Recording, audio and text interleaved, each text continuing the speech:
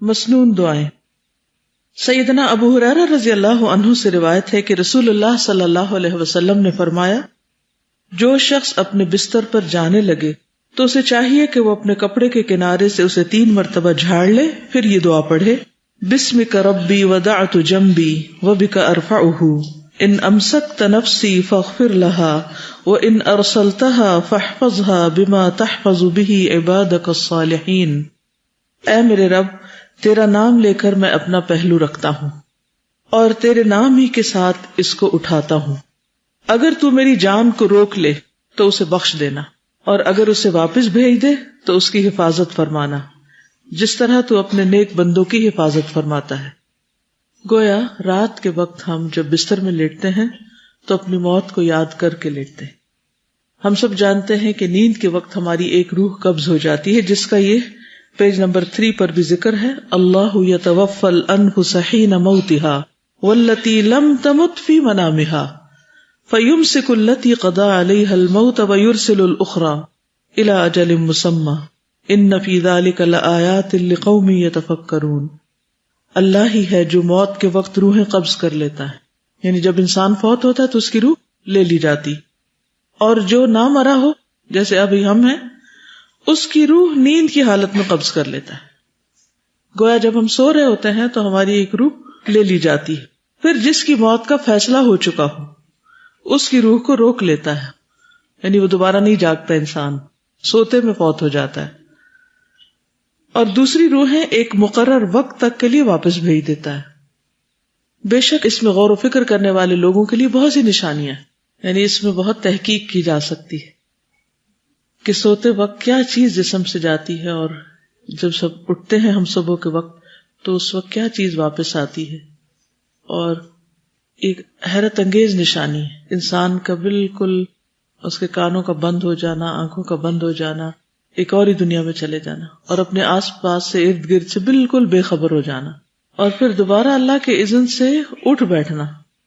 جو جاگنا ہوتا ہے نا، وہ بھی ایک عجب مرحلہ ہوتا ہے، اور پھر انسان سب سننے بھی لگتا ہے۔ وہی انسان جو چند لمحے پہلے کچھ نہیں سن رہا تھا اب سن رہا ہے، کچھ نہیں دیکھ رہا تھا اب دیکھ رہا ہے۔ تو اس لیے رات کو سوتے وقت یہ دعا پڑھ کر سویا جائے، کچھ پتہ نہیں کہ دوبارہ اٹھ سکے یا نہیں۔ تو اگر نہیں اٹھ سکتے تو یا رب وَإِنْ أَرْسَلْتَهَا فَاحْفَظْهَا، یعنی اگر مجھے ایک اور زندگی میں دن دے رہا ہے تو میری حفاظت کرنا، میرے ایمان کی، میرے جسم کی، ہر چیز کی، اور اگر تو روک لے یعنی مجھے موت آ جائے تو پھر مجھ پر رحم کر دینا، عذاب نہ دینا، بخش دینا۔ جو شخص اس طرح موت کی یاد میں روز سوتا ہے وہ یقیناً پھر موت کی تیاری بھی کرتا ہے، وہ استغفار بھی کرتا ہے، اپنے گناہوں پہ نادم بھی ہوتا ہے، وہ خود بھی اللہ تعالیٰ سے معافی چاہتا ہے اور دوسروں کو بھی معاف کر کے سوتا ہے۔ پھر ہے سیدنا انس سے روایت ہے کہ رسول اللہ صلی اللہ علیہ وسلم جب اپنے بستر پر جاتے تو فرماتے، الحمدللہ الذی اطعمنا وسقانا وکفانا وآوانا فکم ممن لا کافی لہ ولا مؤوی۔ صحیح مسلم۔ اللہ کا شکر ہے جس نے ہمیں کھلایا اور پلایا اور ہماری کفایت کی اور ہمیں ٹھکانہ دیا۔ کتنے ہی ایسے لوگ ہیں جن کے لیے نہ کوئی کفایت ہے نہ ٹھکانہ ہے۔ یعنی اللہ سبحانہ وتعالیٰ نے ہمیں کھلایا پلایا اور کفایت کی کا مطلب یہ کہ باقی بھی تمام ضروریات پوری کی، وہی ہم کو کافی ہو گیا ہماری مشکلات میں، جیسے ہم کہتے ہیں نا حسبی اللہ و نعم الوکیل۔ اور پھر ہمیں ٹھکانہ بھی دیا کہ بستر عطا کیا، اور ہم سونے کے لیے جا رہے ہیں۔ کتنے ہی لوگ ایسے ہیں جو سڑکوں پہ پڑے ہوئے ہیں، جو بے گھر ہیں، ہوم لیس ہیں، جن کے پاس کوئی ٹھکانہ نہیں۔ اس پر اللہ تعالیٰ کا انسان شکر ادا کرتا رہے۔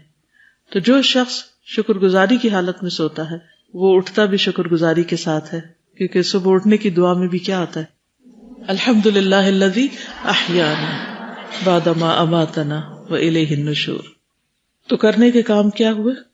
اپنے لیے دعا مانگ کے سونا ہے، اور پھر بخشش کی دعا اور حفاظت کی دعا جو پچھلی دعا میں تھی۔ یہاں نمبر 2، سوتے وقت اللہ تعالیٰ کا شکر ادا کرنا ہے اور اس کے لیے دعا پڑھنا ہے، نعمتوں کو یاد کرنا ہے۔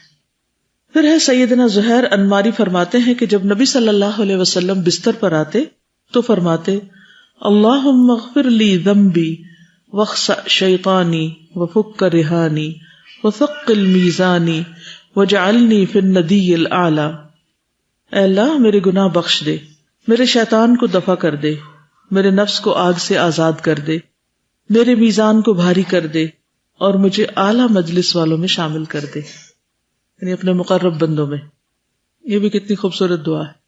اصل میں ہوتا یہ ہے کہ انسان جب فارغ ہو کر لیٹتا ہے بستر میں تو اس کو پھر طرح طرح کے خیالات آنے لگتے ہیں، کچھ اپنی غلطیاں یاد آنے لگتی ہیں، کچھ دوسروں کی باتیں یاد آتی ہیں، یعنی وہ باتیں جو دن بھر کی مصروفیت کی وجہ سے انسان نہیں سوچ سکتا، وہ رات بستر پر لیٹ کر سوچنے لگتا ہے۔ خاص طور پر ان لوگوں کو یہ مشکل زیادہ ہوتی ہے جن کو نیند کا مسئلہ ہوتا ہے، جن کو جلدی نیند نہیں آتی۔ کچھ لوگ تو سر رکھتے ہی سو جاتے ہیں اور کچھ لوگوں کو وقت لگتا ہے سونے میں۔ تو جن لوگوں کو سونے میں وقت لگتا ہے ان کو بھی شکر ادا کرنا چاہیے کہ انہیں ساری دعائیں پڑھنے کا موقع مل جاتا ہے۔ کس کے ساتھ ایسا ہوا کہ دعائیں پڑھتے پڑھتے بیچ میں ہی سو گئے، اور کس نے پوری پڑھ لی؟ الحمدللہ۔ لیکن سونے والوں کی تعداد زیادہ ہے، ایک بالکل قدرتی سی بات ہے۔ ورنہ عام طور پہ ہم بڑا کڑتے رہتے ہیں نا کہ ہمیں کیوں نہیں نیند آتی اور دوسرے لوگ کیوں جلدی سو جاتے ہیں۔ اور اس میں بھی ایک حکمت ہے نا، اللہ تعالیٰ چاہتا ہے کہ آپ ذکر زیادہ کر لیں، اس کو زیادہ یاد کر لیں، زیادہ گناہوں کی معافی مانگ لیں۔ تو اس میں جو دعا مانگی گئی ہے وہ اللہم اغفر لی ذنبی، سب سے پہلے تو اپنے گناہوں کی بخشش، پھر وقسع شیطانی۔ ہر انسان کے ساتھ ایک شیطان لگا ہوا نا، اللہ میرے شیطان کو دور کر دے، کیونکہ ہم سو جاتے ہیں، شیطان نہیں سوتا، وہ نیند میں بھی ڈسٹرب کرتا رہتا ہے، کبھی خوف دلاتا ہے، کبھی طرح طرح کے خوابوں میں مداخلت کرتا ہے۔ تو اس لیے اللہ میرے شیطان کو مجھ سے دور کر دے، اور پھر صبح اٹھنے نہیں دیتا۔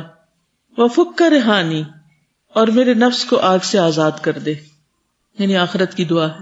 وثقل میزانی، اور میرا میزان بھاری کر دے، کیونکہ قیامت کے دن ہمارے اعمال نامے تولے جائیں گے، اور ہمارے اعمال بھی تولے جائیں گے، اور ہم خود بھی تولے جائیں گے۔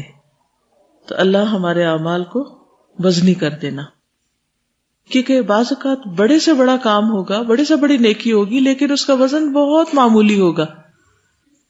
وزن کا تعلق صرف کوانٹٹی سے نہیں ہے، کوالٹی سے بھی ہے، کہ آپ نے کتنا بڑا کام کیا اور پھر کس کوالٹی کا کیا، کتنے آسان طریقے سے کیا اور کتنے اخلاص کے ساتھ کیا، یہ بھی بہت امپورٹنٹ ہے۔ ثقل میزان ہے کہ اللہ مجھے ایسا اخلاص دے اور اتنے اچھے طریقے سے میں وہ کام کروں کہ واقعی وہ میزان میں بھاری ہو جائے۔ مثلاً آپ نماز پڑھتے ہیں، ایک نماز ہے کہ بس جس طرح بچپن سے سیکھی ہے الٹی سیدھی وہی پڑھ رہے ہیں، اور ایک یہ کہ آپ اس بات کے حریص ہیں کہ آپ کی نماز بالکل سنت کے مطابق ہو جائے، اور ایک ایک سٹیپ پر آپ فکر کرتے ہیں اور اپنے آپ کو ٹھیک کرتے رہتے ہیں، اپنی پوزیشنز ٹھیک کرتے رہتے ہیں، اس کا ڈھانچہ بھی ٹھیک کرتے ہیں، اور پھر اس کے اندر جو خشوع و خضوع ہے اس کے لیے بھی سٹرگل کرتے ہیں۔ تو ان دونوں میں فرق ہوگا یا نہیں ہوگا؟ ہوگا نا۔ اسی طرح باقی کام ہے، ایک ہے آپ ایسے ہی بس تھکے ہیں جا کے بستر پہ لیٹ گئے اور سوچتے سوچتے سو گئے، اور ایک یہ کہ آپ اللہ کا ذکر کر کے سوتے ہیں۔ کیا یہ دونوں عمل برابر ہو جائیں گے؟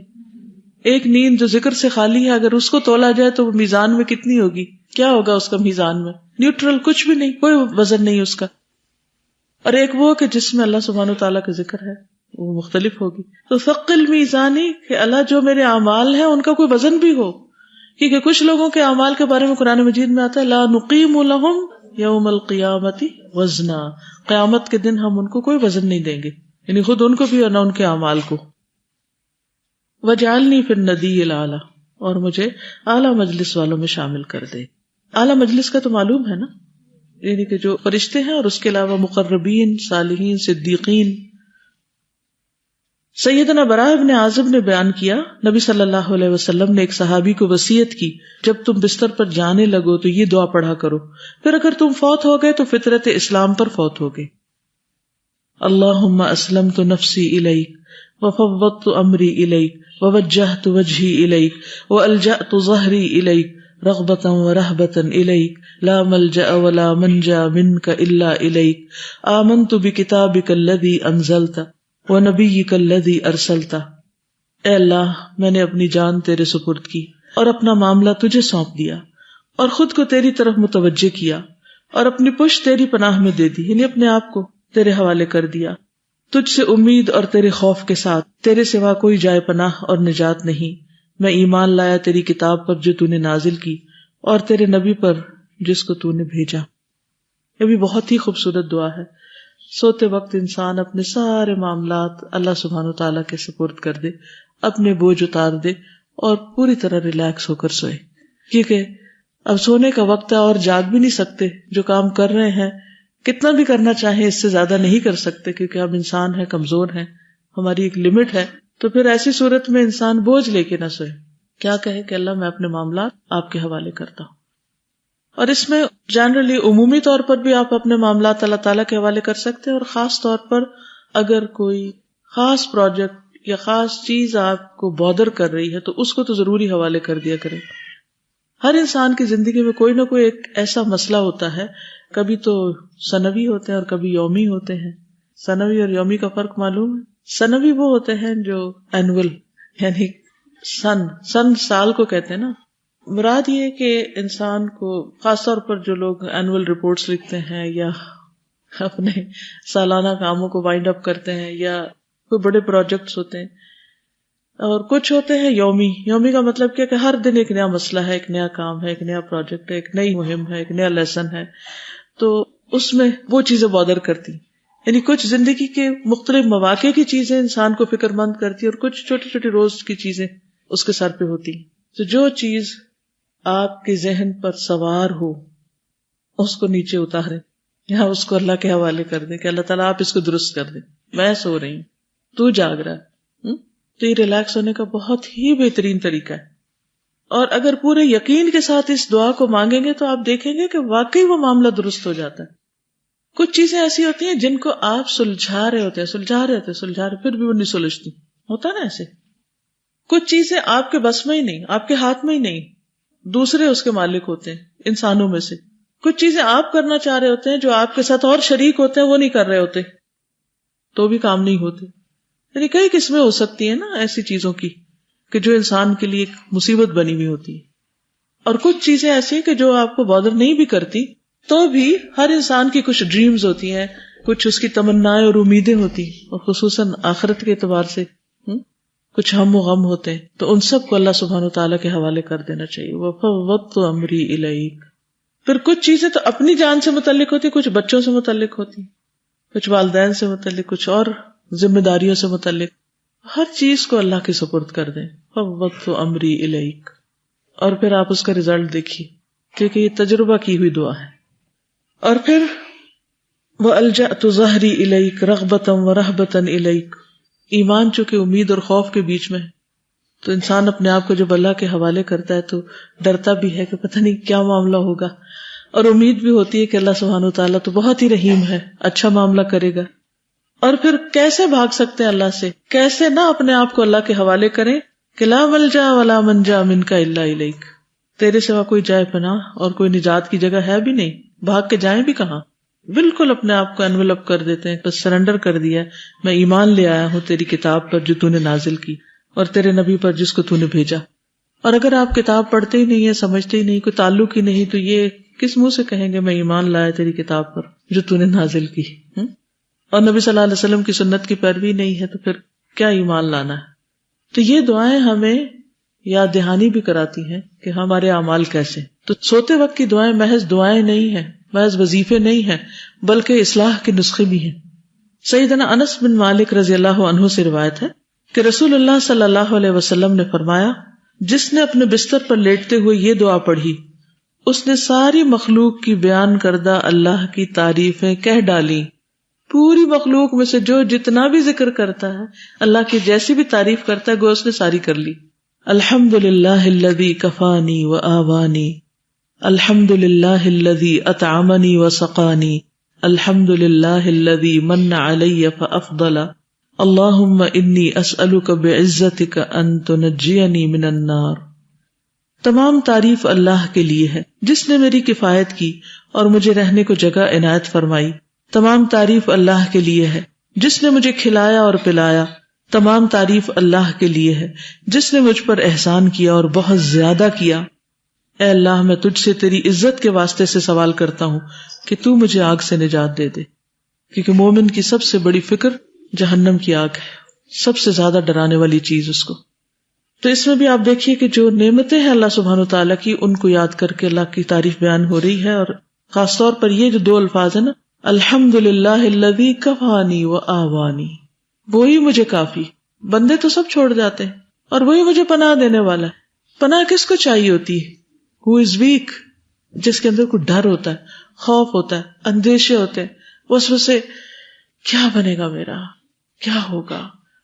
اور یہ ہر ایک کو ہوتے ہیں اپنی اپنی کیپیسٹی کے مطابق، جس کے جو مسائل ہوتے ہیں.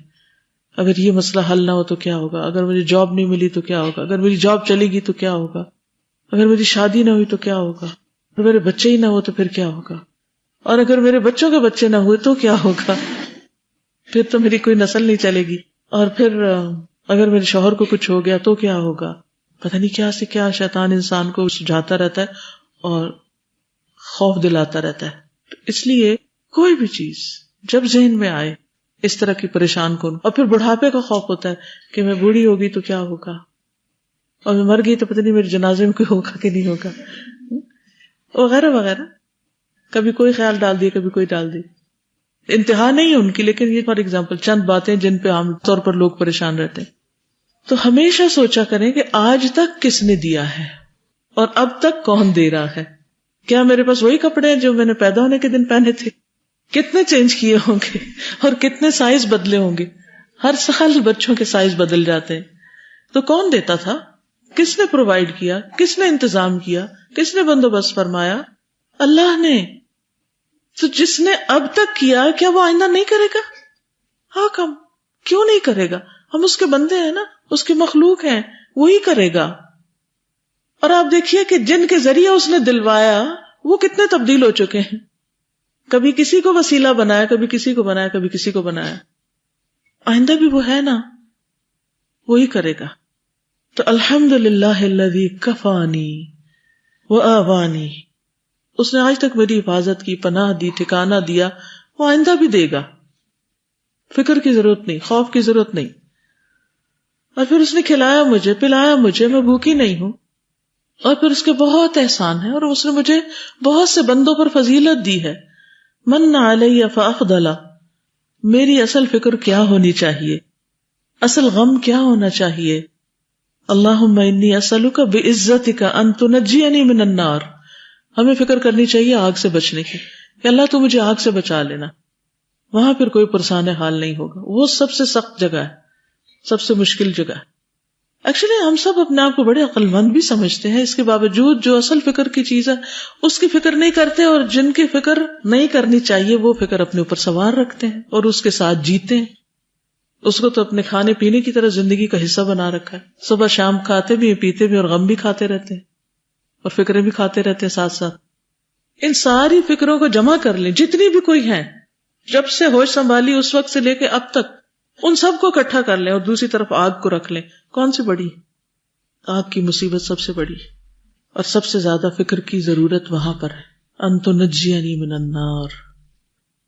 سیدنا ابن عمر سے روایت ہے کہ رسول اللہ صلی اللہ علیہ وسلم جب بستر پر تشریف لاتے تو فرماتے: الحمدللہ الذی کفانی وآوانی واطعمنی وسقانی والذی من علی فافضل والذی اعطانی فاجزل الحمدللہ علی کل حال اللہم رب کل شیء وملیکہ والہ کل شیء اعوذ بک من النار.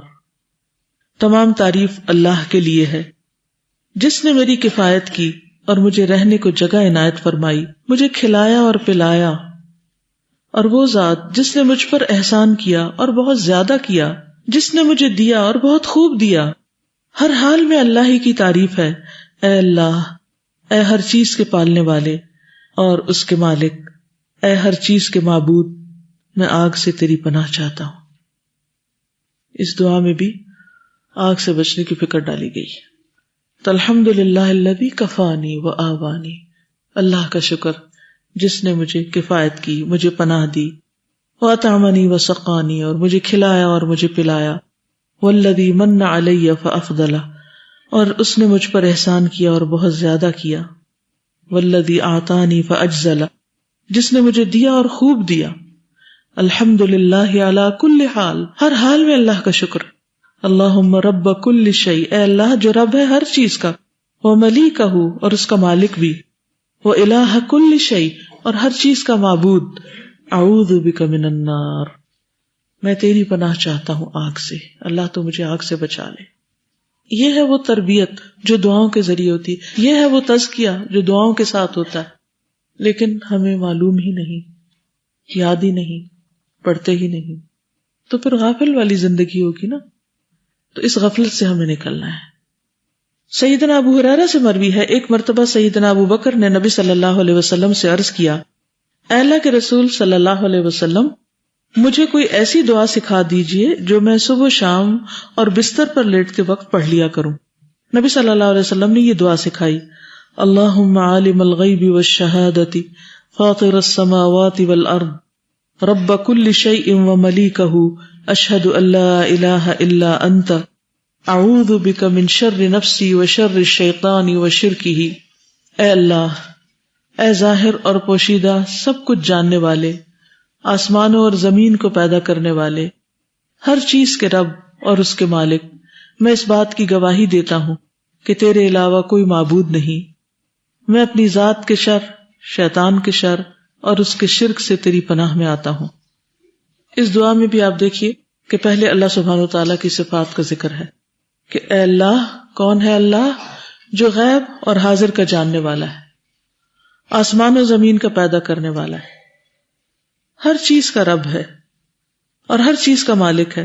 اشہد ان لا الہ الا انت، میں گواہی دیتا ہوں کہ تیرے سوا کوئی الہ نہیں۔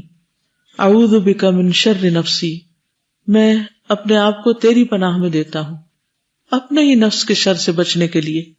تو اس میں آپ دیکھیے کہ اللہ سبحانہ تعالیٰ کی صفات بیان کر کے، اللہ تعالیٰ کی قدرت کو محسوس کر کے، پھر اپنے نفس کے شر کا اعتراف کر کے اپنے آپ کو اللہ کے حوالے کیا ہوا ہے، اور پھر وشر الشیطان وشرکہ، اور شیطان کے شر سے اپنے آپ کو بچانے کے لیے تیرے حوالے کرتا ہوں، اور اس کے شرک سے تیری پناہ میں آتا ہوں۔ ان ساری دعا میں ہم دیکھتے ہیں کہ دعا مانگنے کا جو ایک ڈھنگ یا ایک طریقہ سکھایا گیا وہ یہ کہ پہلے اللہ سبحانہ وتعالیٰ کے اسماء حسنی کا ذکر کیا جائے۔ قرآن مجید میں بھی آتا ہے نا، وَلِلَّهِ الْأَسْمَاءُ الْحُسْنَى فَادْعُوهُ بِهَا، اللہ کے لیے ہیں اچھے اچھے نام، ان ناموں سے اس کو پکارو۔ تو ان ناموں سے ان کو پکارنے کا طریقہ یہی ہے کہ ان ناموں کا ذکر کر کے، ورد کر کے پھر دعا مانگی جائے۔ استاذہ، ایک جو پہلی سب سے دعا آپ نے سکھائی تھی اس کے بارے میں ایک چھوٹے سے میں کامنٹ کرنا چاہوں گی کہ ابھی پچھلے دنوں ہماری فرینڈ کے ڈرائیور جو کہ سوئے اور پھر صبح نہیں اٹھے، ان کے کوارٹر میں تھے اور وہ کہنے لگی کہ صحت مند تھے، بالکل ٹھیک، صبح انہوں نے سفر کرنا تھا، اپنے ساتھ مالٹوں وغیرہ کی پیٹی رکھ کے سب تیاری کر کے کہ میں نے صبح جانا ہے، تالا جلدی کھول دینا، فجر پہ میں نے نکلنا ہے، اور وہ ان کے 20 سال پرانے ڈرائیور تھے، اور وہ کہتی صبح ان کی ڈیڈ باڈی تھی۔ تو اتنا شوق لگا، کہنے لگی کہ اس کے اس چیز سے جو ہے وہ ہمیں اتنا زیادہ موت ہمیں یاد آ گئی ہے کہ کسی بھی وقت ہو سکتا ہے۔ اور جو اپنا استاذہ ایک میرا ایکسپیرینس ہے، اللہم اسلمت نفسی الیک والی جو دعا ہے، یہ مجھے یاد نہیں تھی، تو میرے ذہن میں یہ تھا کہ شاید لیٹ کے جو ہے نا آخری چیز یہ پڑھنی ہوتی ہے۔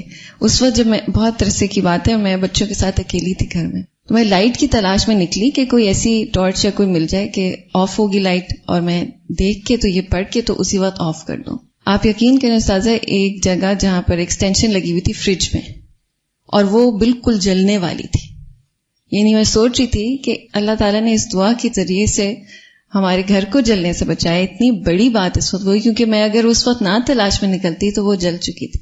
مجھے اتنا احساس روزانہ ہوتا ہے یہ کہ کس طرح اللہ تعالیٰ نے ہمیں بچایا، کہ وہ میرے ہاتھ کے ساتھ چپک گئی، وہ اتنی گرم ہوئی ہوئی تھی۔ میں سوچی تھی کہ میں اس وقت یہ بھی سوچ سکتی تھی چلو میں کل پڑھ لوں گی یا یاد کر کے دن میں تو پھر پڑھ لوں گی، بالکل سستی کر جاتے ہیں نا اکثر۔ اور اس میں ایک بات یہ بھی یاد رکھیے کہ بعض اوقات ہم ایک چیز مانگ رہے ہوتے ہیں تو دعا کی قبولیت اس چیز کی نہیں ہوتی، اس کے بجائے کچھ اور بچت ہو جاتی ہے جو اس سے بڑا نقصان ہونے والا ہوتا ہے، یعنی جو ہم مانگ رہے ہوتے ہیں اس کی ویلیو کم ہوتی ہے۔ تو اللہ سبحانہ تعالیٰ کا ہم پر کرم ہوتا ہے کہ وہ دینے کی بجائے کچھ اور دے دیتا ہے، یہ کسی بڑے حادثے سے بچا لیتا ہے۔ ٹھیک، بک سٹال پہ تھی تو دو لڑکیوں کی مجھے آواز آئی بولنے کی، ایک دوسرے کو کہہ رہی تھی کہ او ہو وہ چیز تو یہاں پہ نہیں پڑی ہوئی، بیڈ لک۔ تو میں نے ایک دم ان سے کہا کہ who said bad luck? There is no such thing as bad luck. اور میں ان کو بتایا کہ آپ یہ کہیں گے قدر اللہ و ما شاء فعل، اللہ کی تقدیر یہی تھی اور جو اس نے چاہا اس نے کیا۔ اب عموماً یہ ہوتا ہے جو میں کہتی ہوں وہی لیسن مجھے پھر خود کو مل جاتا ہے فوراً ہی۔ اور ابھی جو یہ بات ہوئی کہ جن لوگوں کو نیند دیر سے آتی ہے وہ یہ سوچیں کہ اللہ تعالیٰ نے ان کو زیادہ ذکر کرنے کی توفیق دے دی ہے. اس طرح میں ہر روز اس فکر کا شکار ہوتی ہوں. مغرب کے بعد میری سب سے بڑی فکر یہ ہوتی ہے کہ پتہ نہیں آج اب مجھے نیند آئے گی یا نہیں آئے گی, اور میں کیسے سوؤں. جلدی سونا ہی جلدی اٹھنے کی وہ ہے, اور اسی غم میں رہتی ہوں کیوں نہیں مجھے نیند آتی. تو میں سوچ رہی تھی کہ میں نے کبھی بھی یہ سوچا ہی نہیں کہ اگر مجھے نیند نہیں آتی تو اس کی کوئی وجہ ہوگی. میری لاکھ کوششوں کے باوجود میں جتنے بھی سٹیپس لیتی ہوں لیکن مجھے نیند نہیں آتی, تو اس میں کوئی وجہ ہوگی. آخر میں نے سونے سے پہلے آج تک کتنے ذکر کیے, کتنے لیکچرز سنے میں نے آئی پوڈ پہ, کتنا کچھ میں نے اس وقت قرآن اپنا جو ریوائز کرنا ہوتا ہے, جو حفظ کیا ہے وہ میں کیا کچھ کرتی ہوں. لیکن اب سے پہلے میں نے ایک خراب دل کے ساتھ کرتی تھی کہ آئی ہیو نو چوائس, ہو پھر اب میں یہ کر لوں, آئی ہیو نو چوائس. میں یہ کیوں نہیں سوچتی کہ اللہ نے مجھے یہ دی ہے. تو ہم لوگ سب ہی ان دعاؤں سے ایک تو گریٹیچیوڈ کا اتنا سبق ملتا ہے, پھر یہ ہے کہ جو چیزیں آپ کو بادر کر رہی ہوتی ہیں وہ مجھے بات بہت ہی زیادہ اچھی لگی ہے کہ حالانکہ میں وہ دعا پڑھتی تھی, سم ہاؤ آئی تھنک اس میں شاید مجھے اتنا فیتھ نہیں تھا, لیکن اب مجھے امید ہے الحمدللہ سے بڑا لکھ لیا ہے کہ جو بھی چیزیں بادر کر رہی ہیں وہ اللہ کے حوالے کر دیں کہ جب میں نہیں سارا دن کوشش کے باوجود اس چیز کو کر سکی تو اٹ مینس کہ بس پھر وہ آپ ہی کریں, پھر اب میں تو اب سونے لگی. سو مجھے لگتا ہے کہ یہ چیز ریلیکس کر دے گی. میں یہ سوچ رہی تھی کہ شیطان ہمارا کتنا بڑا دشمن ہے کہ وہ ہمیں ایسی سوچوں اور الجھنوں میں ڈال کے پریشان کر کے ایک تو ہماری نیند کو بھی خراب کرتا ہے, اور اصل جو مانگنے کی چیز ہے, جو ڈرنے کی چیز ہے, اس کو بھلوا دیتا ہے. اور اگر ہم ذکر کرنا چاہیں تو اس یقین کے ساتھ نہیں کرنے دیتا, اور اسی طرح ہمیں جو فکر ہے اصل اس سے بھی ہٹا دیتا ہے. اور پھر انہی سوچوں اور پریشانیوں میں ہم لوگ جب نیند کی کوالٹی اچھی نہیں ہوتی تو اگلا دن پھر اچھا شروع نہیں ہوتا, تو ہر لحاظ سے وہ ہمارے پیچھے پڑا ہوا ہے. تو ہمیں پھر ان دعاؤں کو یعنی سنت کے ساتھ مضبوط ترین تعلق قائم کرنے کی ضرورت ہے. سازا یہ جو دعا ہے اللہم اغفر لی ذنبی واغفر شیطانی, اس کا جو ہے وہ ایک بہت زبردست ایکسپیرینس ہے کہ جب تہجد کے لیے اٹھنے کی نیت ہو تو یہ والی ضرور دعا مانگے, اور ایک دم جمپ لگا کے بندہ بیڈ سے اٹھ جاتا ہے, اس وقت شیطان نہیں تھپکتا اور نیند نہیں آتی. اور پھر پتہ کیا ہے, وقصہ کا مطلب پھینک دینا, دور کر کے دھتکار دینا اور دفع کرنا, اور یہ نہیں کہ سخت لفظ ہے بہت. تو اب یوں کیا کریں جیسے وہ کلا بازیاں کھاتے ہوئے جا رہا ہے نا, جب پڑھے نا وقصہ شیطانی تو یہ لگتا ہے جیسے اٹھا کے کسی نے مارا ہے نا اس کو پرے. جو دعائیں ہیں نا it's a kind of dialogue as well with Allah سبحانہ و تعالیٰ. یعنی ہم لوگ جو فقہ القلوب کی کلاس میں پڑھ رہے تھے نا کہ الرحمن علی العرش استویٰ اور اللہ الملک ہے, تو اتنی بڑی ہستی کے ساتھ میں رات کو سوتے ہوئے اتنے اچھے ڈائلاگز, اور سوچے پھر وہ کتنے خوش ہوتے ہوں گے. اگلی دعا سیدنا ابو ہریرہ سے روایت ہے کہ نبی صلی اللہ علیہ وسلم نے فرمایا, جو شخص اپنے بستر پر جا کر یہ دعا پڑھے تو اس کے سارے گناہ معاف کر دیے جاتے ہیں اگرچہ سمندر کی جھاگ برابر ہوں. لا الہ الا اللہ وحدہ لا شریک لہ لہ الملک ولہ الحمد وہو علی کل شیء قدیر لا حول ولا قوة الا باللہ سبحان اللہ والحمد للہ ولا الہ الا اللہ واللہ اکبر. اللہ کے سوا کوئی معبود نہیں, وہ اکیلا ہے, اس کا کوئی شریک نہیں, اسی کی بادشاہت ہے اور اسی کے لیے تمام تعریف, اور وہ ہر چیز پر پوری طرح قادر ہے. اللہ کی توفیق کے بغیر گناہ چھوڑنے کی طاقت اور نیکی کرنے کی قوت نہیں ہے. پاک ہے اللہ, اور سب تعریف اللہ ہی کے لیے ہے, اور اللہ کے سوا کوئی معبود نہیں, اور اللہ سب سے بڑا ہے. اس میں آپ دیکھیے کہ کون سی چیز ہے یا کون سا کلمہ جو آپ کو آتا نہیں, آتا ہے نا, لیکن اس کا فائدہ نہیں پتا, اور اس کو پڑھنے کا ٹائم نہیں پتا, اور اسی وجہ سے پھر پڑھنے سے رہ بھی جاتا ہے. تو جاننا اور نہ جاننا برابر نہیں ہوتا. ہم سونے جا رہے ہیں, وضو بھی کر لیا, ہاتھ دھو لیے, سب اپنے آپ کو صاف ستھرا کر لیا, بستر بھی جھاڑ لیا, جسمانی صفائی ہو گئی, ساری ظاہری صفائی ہو گئی, لیکن اس کے ساتھ ساتھ جو گناہوں کا بوجھ اور گندگی اٹھائی بھی ہے اس کا کیا ہوگا؟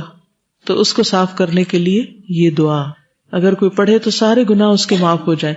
تو کتنا ہلکا پھلکا پھر ہو کر انسان سوئے. سب کو ایک کلمہ آتا ہے نا, لا الہ الا اللہ وحدہ لا شریک لہ, اور پھر اس کے بعد لا حول ولا قوة الا باللہ کس کو آتا ہے؟ سب کو آتا ہے. سبحان اللہ والحمد للہ ولا الہ الا اللہ واللہ اکبر, بس آلریڈی آتا ہے, لیکن پڑھتے کوئی نہیں, پڑھتے نہیں کیونکہ پتہ نہیں, اندھیرے میں ہے, چیز سامنے رکھی ہوئی ہے, نظر نہیں آتی, فائدہ نہیں اٹھا سکتے. تو جہالت اندھیرا ہے اور علم روشنی ہے. اور اس میں بھی اللہ سبحانہ تعالیٰ کی توحید کا ذکر ہے, اس کی بادشاہت کا, اس کی تعریف ہے, اور پھر اس کی قوت, اس کے ہر عیب سے پاکیزگی اور اس کا شکر اور اس کے سوا کوئی الہ نہیں اور اس کی بڑائی کہ وہ سب سے بڑا ہے، اس کا اقرار کر کے آپ سوتے ہیں۔ اگلی دعا ہے سیدنا حذیفہ سے روایت ہے، رسول اللہ صلی اللہ علیہ وسلم جب رات کو بستر پر لیٹتے تو اپنا ہاتھ رخسار کے نیچے رکھتے اور کہتے اللہم بسمک اموت و احیا، اے اللہ تیرے نام کے ساتھ میں مرتا ہوں اور زندہ ہوتا ہوں۔ اور اس میں نیند کو واضح طور پر موت کہا گیا کہ موت اور زندگی کا سوال ہے۔ سیدہ حفصہ زوجہ نبی کہتی ہیں صلی اللہ علیہ وسلم کہ نبی صلی اللہ علیہ وسلم جب سونے کا ارادہ فرماتے تو اپنا دایاں ہاتھ رخسار کے نیچے رکھ لیتے، پھر 3 مرتبہ فرماتے اللہم قنی عذابک یوم تبعث عبادک، اللہم قنی عذابک یوم تبعث عبادک، اللہم قنی عذابک یوم تبعث عبادک، اے اللہ مجھے اپنے عذاب سے بچا لینا جس دن تو اپنے بندوں کو اٹھائے گا، یعنی قیامت کے دن کے عذاب سے۔ اصل میں ہم قیامت کے دن کے بارے میں کم سوچتے ہیں، یہ سوچتے ہیں تو پورے سیکوینس کے ساتھ نہیں سوچتے کہ کتنے مرحلے ہیں وہاں۔ سب سے پہلے تو جب اٹھائے جائیں گے اور ایک طویل عرصے تک حساب قائم نہیں ہوگا اور سورج بالکل سر پہ ہوگا اور پسینے کے مارے لوگوں کو برا حال ہوگا، ہر شخص کا پسینہ اس کے گناہوں کے مطابق ہوگا، اور اللہ سبحانہ و تعالیٰ اس دن اتنے ناراض ہوں گے کہ نہ اس سے پہلے کبھی ہو اور نہ اس کے بعد ہوں گے، اور پھر نبی صلی اللہ علیہ وسلم کی شفاعت سے حساب شروع ہوگا۔ تو اس دن کی فکر لگا لینی چاہیے ہمیں اور اس کے لیے دعا مانگتے رہنا چاہیے۔ ان دعاؤں کی برکت سے انشاءاللہ ہمارے عمل بھی پھر درست ہو جائیں گے۔ تو یا رب اس دن کے عذاب سے بچانا۔ آپ دیکھیے کہ ان ساری دعاؤں میں کوئی دنیا مانگنے کا ذکر کوئی نہیں ہے جو ہمارے سر پہ سوار رہتی ہے ہر وقت، یہ بھی مل جائے وہ بھی مل جائے، یہ کام ہو جائے وہ ہو جائے، اس میں تو کچھ بھی نہیں ہے۔ حقیقت یہ جس کی آخرت ٹھیک ہوگی اس کی دنیا خود بخود ٹھیک ہو جائے گی۔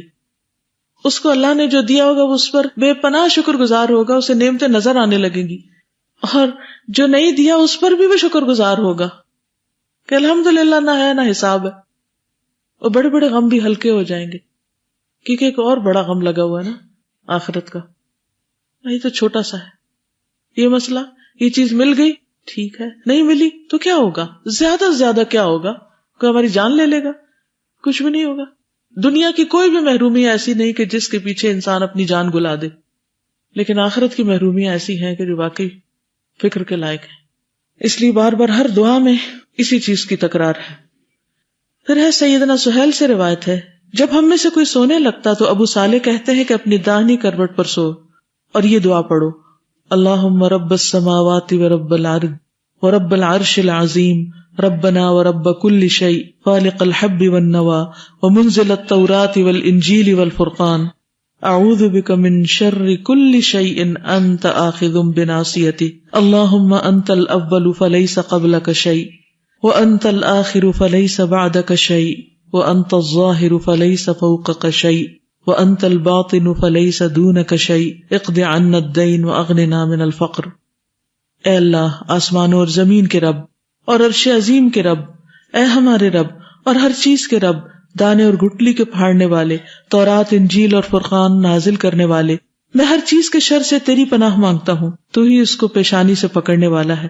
اے اللہ تو ہی اول ہے، پس تجھ سے پہلے کوئی نہیں اور تو ہی آخر ہے، پس تیرے بعد کوئی نہیں اور تو ہی ظاہر ہے، پس تجھ سے اوپر کوئی نہیں اور تو ہی باطن ہے، پس تیرے سوا کوئی نہیں۔ ہم سے قرض ادا کروا دے اور ہمیں محتاجی سے مالدار کر دے۔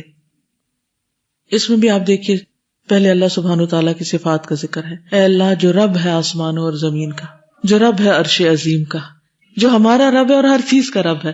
تو اللہ سبحانہ وتعالیٰ کی ربوبیت کا اظہار اور اس پر ایمان اور اس کا واسطہ ایک طرح سے۔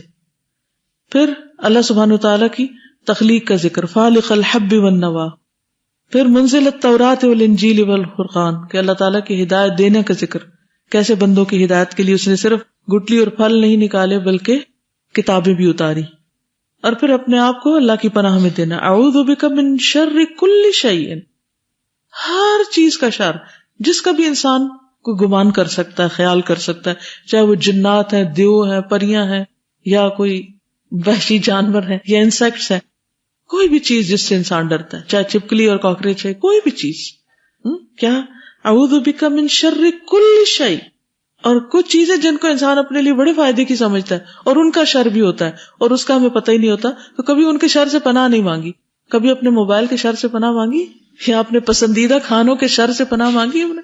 نہیں، ہم اس کے شر کو تو کبھی سوچتے بھی نہیں کہ اس میں بھی کوئی شر ہے. اگر کوئی ہمیں بتائے تو بھی ہم ماننے کو تیار نہیں ہوتے. ہم کہتے ہیں نا ہمیں یہ ذکر نہ کرو، پھر ہمارے یہ کھانا چھوٹ جائے گا. جانتے بوجھتے ہوئے ہم جاہل رہنا چاہتے ہیں ان چیزوں کے بارے میں، حالانکہ ہمارے لیے نقصان دہ. تو کوئی بھی چیز جس کا کوئی بھی شر ہے، کیونکہ من شر ما خلق، ہر چیز جو اس نے پیدا کی اس میں اچھا پہلو بھی ہے اور اس میں تکلیف کا پہلو بھی ہو سکتا ہے. تو ہمیں ہر چیز کے شر سے بچا. انت آخذ بناصیتہ، تو ان کے پیشانی کے بال پکڑے ہوئے، یعنی تیرے کنٹرول میں ہے وہ سب، یہ مراد ہے. اللہم انت الاول فلیس قبلک شیء، اللہ تو سب سے پہلے ہے، تجھ سے پہلے کچھ نہیں، ازلی. وانت الاخر فلیس بعدک شیء، اور تو سب سے آخر میں، تیرے بعد کچھ نہیں، ابدی یعنی ازلی ابدی. زمان کے اعتبار سے اول اور آخر اللہ سبحانہ وتعالی ہے. وانت الظاہر فلیس فوقک شیء، ظاہر کا مطلب غالب، تو ہی غالب ہے، تجھ سے اوپر کوئی بھی نہیں. فلیس فوقک شیء. وانت الباطن، اور تو ہی قریب ہے، باطن قریب کے معنوں میں ہے.